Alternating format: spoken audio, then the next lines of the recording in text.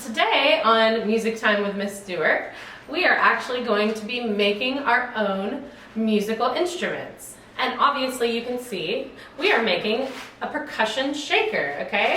You shake it, that's why it's called a shaker.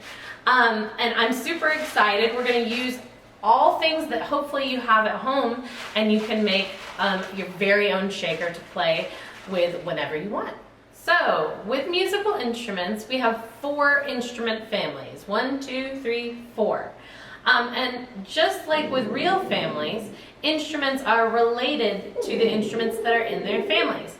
So, you've probably learned the 4 instrument families with me before, but just in case you haven't, we have first the brass family. Those are your instruments like your trumpets, your trombones. They're made of metal. And they have a mouthpiece that you can play into, and you breathe into it and you make sound using your mouth. We also have woodwind instruments, and those are your instruments like flutes, clarinets, saxophones, bassoons. And the reason they're called woodwinds is because most of them have a little piece of wood called a reed. It's like, well, it depends on how big it is, but it's small, that you put onto a mouthpiece and then you blow wind onto it to make sound. Wood, wind. We also have the string family, and it's pretty obvious. They have strings on them. That's why they're called the string family. Those are your instruments like the violin, the guitar, the ukulele, the cello. They all have strings. Some of the string instruments you use a bow, which is very long, and you slide the bow on the strings. But some of them you just play with your hand, like a guitar or a banjo or a ukulele. And our last instrument family is the percussion family. Now, a percussion family is any instrument that you hit, shake, or you scrape. A drum would be a percussion instrument, a triangle, or a shaker like the one we're going to make today, because you shake it. Now, when you shake it, whatever is on the inside of your shaker hits the sides of the tube to make the sound. If you just hold it here, it's not going to make any noise, okay? So you have to move it to make noise. So in order to make our own at-home percussion shakers, we're going to need a couple craft materials. So we have a variety of things that we're going to use today. The first thing that you're going to need is you're going to need some kind of tube to put your shaking items in. I am using a paper towel tube because it's longer, but you could definitely use a toilet paper tube if that's what you had also. Or if you just wanted to make a shorter shaker, you could cut your paper towel tube in half. I also have some beads and some beans inside of this cup. I don't know if you can see them. I have some just regular dry beans. Obviously you want to use dry beans, not cooked beans. I have some different color beads that I've used, just like craft beads. Whatever you have around the house that could be used as a shaking sound, okay? You could use dried rice. You could use any kind of little beads. You could use plastic objects. Whatever you have that you can use for a shaker would work. And make sure, guys, that you ask your parents before you go around the house taking all their objects. You always want to make sure you ask them before you make a craft project, just to be nice and make sure that they don't mind. We also have I cut some paper towels into little squares so that once you put the beans into the tube, you have something to keep them in there, okay? And they don't have to be very large. They just have to be long enough to go over your paper towel tube. You could also cut up like a paper bag, like a brown paper bag, and use that instead.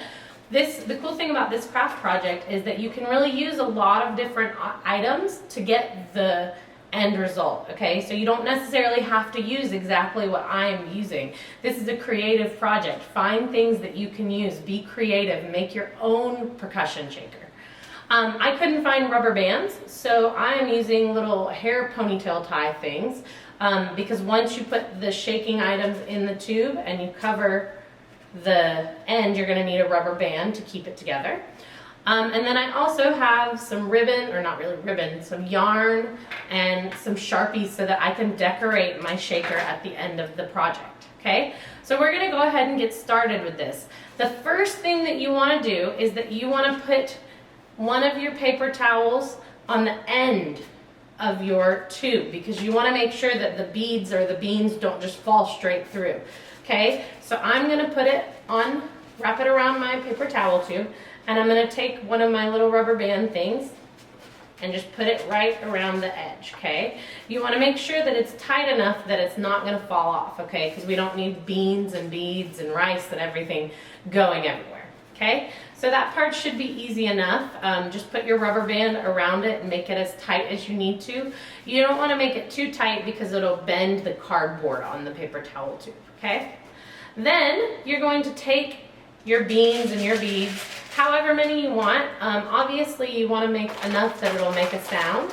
If you don't do a lot, it won't make very much sound, okay? So I put maybe I filled up my cup to about right here with beans and beads, okay? So that's kind of what I did. But you want to carefully put them in here because it can make a mess. I just filled my whole entire cup of beads before I shot this video and had to clean them all up. So be very careful. See, just like me, dropping them everywhere. I think I could probably pour them too. See how this goes. Oh, that worked much better, okay? So after you have all your beans, beads, rice, whatever, you're gonna go ahead and put your other paper towel or your paper bag or whatever you have on the top of your paper towel toilet paper tube, and you're gonna go ahead and put the rubber band around the other end, okay? Just like we did with the other one. Okay, so now we have our shaker.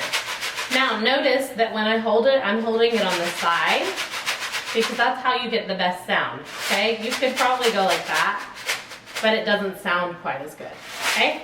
Now for the decorating part, I'm gonna take my little strings of yarn and I'm gonna tie them around the edge. And you can use whatever you want to decorate it. If you have paint or ribbons or, you know, whatever you have, you can use. Like I said, this is a very creative project and I would love it if you guys would be awesome and creative and make up your very own ways to do it. And then we also have some Sharpies too. So I'm gonna write on mine, Miss Stuart, okay? You could write your name, you could do paint, you could do swirlies, you can change colors. I'm gonna draw some little music notes on here, maybe some little flowers. Whatever you wanna do to make it your own instrument, okay? That no one else will have one like yours. This is your very own. Okay, so here's what mine looks like. It says Miss Stuart Swirly 8th Notes Flower, okay? Has some little ribbons on it. So there's our finished product. I would love, love, love if you guys would send me pictures of your finished percussion shakers, and you can email those if your parents let you. You can email those to me at ajjs1027@gmail.com. And I would love to see your awesome creations, and maybe I will put some of them up on our next video episode that we do, okay? I hope you have a great time making these, and I hope you share your creations with me also. Have a great day.